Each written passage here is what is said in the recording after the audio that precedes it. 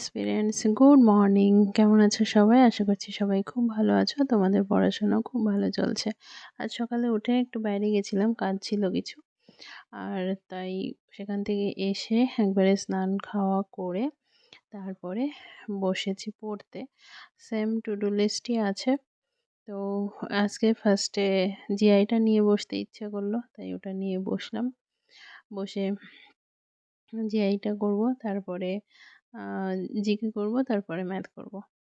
ম্যাথটা রাতের দিকে করব, কারণ বিকেল টাইমটা আরেকটু কাজ আছে। জিকেটা তাড়াতাড়ি করে ম্যাথটা রাতে করব। তা যাই হোক, উম, আজকে ওবিসি নিয়ে কথা বলবো। কালকে ওবিসির ডেট ছিল, হিয়ারিংয়ের ডেট ছিল।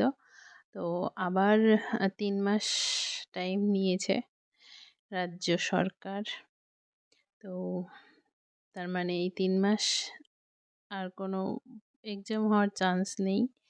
লিস্ট বের করার জন্য 3 মাস সময় নিয়েছে। এতদিন সময় পেয়েছিল না, এখন আবার নতুন করে সময় নেওয়া লাগলো রাজ্য সরকারের। তো যারা বলছিল মে মাসে এক্সাম হবে, এই কথাটা আমি এতদিন বলিনি, তো আজকে বলছি। যারা বলছিল মে মাসে এক্সাম হবে, তাদের মুখটা এখন দেখতে পারলে ভালো লাগতো। তো যাই হোক, আরও কিছু কথা বলবো। যে আমি যখন ফুড এসআই দিয়েছিলাম, অল্প কিছু দিনের প্রিপারেশানে আমি ফুড এসআই দিয়েছিলাম। তো ফুড এসআই কী হয়েছে না হয়েছে সবটাই তোমরা জানো। তো তারপর আমি একটা ভিডিও ছেড়েছিলাম পিএসসির প্রহসন বলে। তো সেখানে অনেকে কমেন্ট করেছিল যে সবাই না, কেউ কেউ কমেন্ট করেছিল যে পড়াশোনা বাদ দিয়ে ভিডিও করলে প্রহসন মনেই হবে। আগে তারপরে আরও ছিল আগে নিজে কিছু করো, তারপর দেখাতে আসবে, এইসবগুলো এরকম ধরনের অনেক মানে ভিডিও কমেন্ট এসেছিল। তো তখন এখন পর্যন্ত আমি সেই কথাগুলোর রিপ্লাই দেইনি, কারণ সত্যিই তো তাই।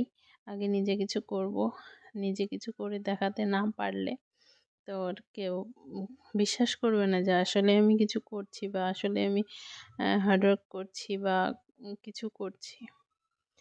তো সেজন্য কিছু রিপ্লাই দেয়নি। তো আজকে সেই দিন আমি প্রহসন বলেছিলাম বলে কারো কারো গায়ে লেগেছিল। তো পিএসসির ব্যাপারটা বলি। পিএসসি সেই ফুড এসআই নিল, তারপরে ক্লার্কশিপ মিসলেনিয়াস নিয়েছে। মিসলেনিয়াসের কোশ্চেন কেমন করেছে সেটা মানে সবাই জানি আমরা। তারপর ক্লার্কশিপ নিয়েছে, কিন্তু প্রতি বছর ডাব্লিউবিসিএস হয় ডিসেম্বরে, সে ডাব্লিউবিসিএস নেয়নি। যে দুটো এক্সাম নিয়েছে তার এখন পর্যন্ত রেজাল্ট দেয়নি। এক্সাম হওয়া প্রায় 6 মাস হতে চলল। আবার মেন এক্সামের ডেট দিয়েছে, ক্যালেন্ডার প্রকাশ করেছে। এটা আবার অনেকে বলবে ক্যালেন্ডার প্রকাশ করেছে, তো এখনও রেজাল্ট দিল না। এদিক ক্যালেন্ডার প্রকাশ করে বসে আছে, মেন এক্সামের ডেট দিয়ে বসে আছে। তো যাই হোক, তো সেই সময় আমার প্রহসন বলাটা কি আদৌ ভুল হয়েছিল, সেটা আমার তোমাদের কাছে কোশ্চেন। এখন বলছি রাজ্য সরকার আমাদের সাথে প্রহসন করছে। এখন এটা নিয়েও বলবে যে পড়াশোনা না করে এই নিয়ে আবার বকবক করছো। তো সেজন্য কিছুই বলার নেই। আমরা হাজার আন্দোলন করে কিছু করতে পারবো না। ওদের রাজ্য সরকারের যখন মনে হবে তখনই তারা এক্সাম নেবে। হ্যাঁ, আবার অনেকে এখন সে বলবে যে তুমি তো কখনো কোনো আন্দোলনে যাওনি, হ্যান না ত্যান না, অনেক কিছু বলবে। হ্যাঁ, আমি কোনো আন্দোলনে যাইনি। সবার পক্ষে সম্ভব হয় না আন্দোলনে যাওয়া।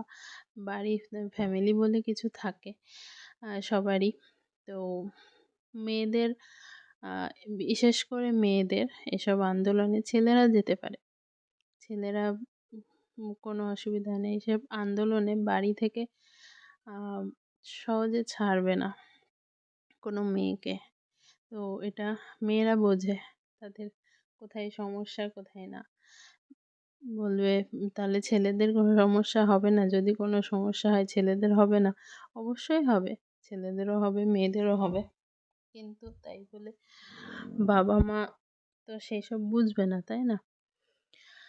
তো আমি হয়তো সশরীরে সেখানে উপস্থিত থাকতে পারি না। কিন্তু অবশ্যই আমি তাদের সাপোর্ট করি।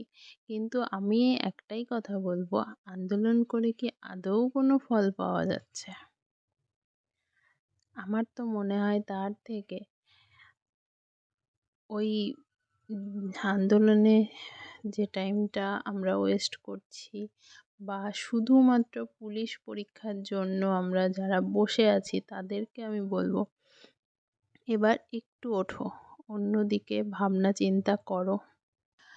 এবার রেলের এক্সামগুলো, তারপরে এসএসসির এক্সামগুলো, সেন্ট্রালের এক্সামগুলোতে পার্টিসিপেট করো, চেষ্টা করো। হবে না বলে ছেড়ে দিয়ে শুধু পুলিশ এক্সামের জন্য বসে থেকে আর কত সময় নষ্ট করবে? যারা, আমার কথা বাদ দিলাম, যারা ৫ বছর ৬ বছর থেকে প্রিপারেশান নিচ্ছ শুধুমাত্র এই ডাব্লিউবিপি বা কেপির জন্য, তাদের বলবো ৫-৬ বছর ধরে যে সময়টা চলে গেছে সেটা নিয়ে ভেবে লাভ নেই। তো এখন সামনের দিকে একটু অ্যাডভান্স লেভেল ভাবো। সেন্ট্রালের এক্সামগুলো দেওয়ার চেষ্টা করো। তাহলে হয়তো কিছুটা হলেও ডিমোটিভেট যারা হচ্ছ তারা ডিমোটিভেট কম হবে, মোটিভেশান পাবে এক্সাম পরপর দিতে থাকলে। আজ এটুকুই বলার ছিল। আজকের মতো টাটা, ভালো থেকো, সুস্থ থেকো।